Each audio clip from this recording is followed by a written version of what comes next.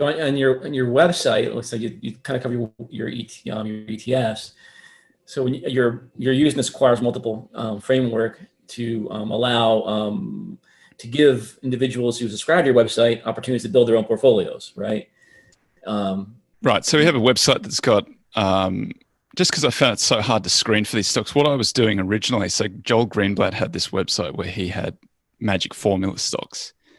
And I knew that because I had done some research that so basically what the magic formula is, it's looking for cheap on one hand using enterprise value to EBIT, which is a similar metric to the one that I use. And then it's looking for return on invested capital on the other hand and combining them together and trying to find companies that are cheap but good, sort of following a quantitative implementation of what Warren Buffett does with his wonderful companies at fair prices.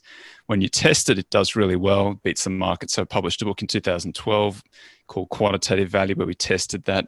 Really does beat the market. But the interesting thing is what drives the outperformance. And it turns out that all of the outperformance and more is driven by the value part.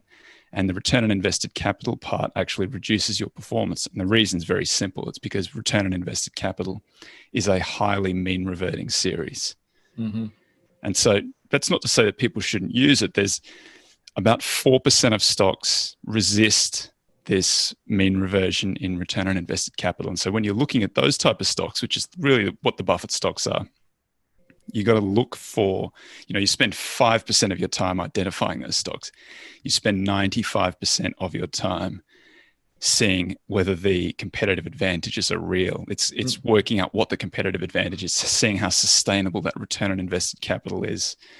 Can they continue to predict their margins and their returns over time? Because if they can't, then they tend to be, the profitability leaks away, and then you've overpaid for a stock that's ultimately probably just as cyclical, that's closer to the top of its business cycle.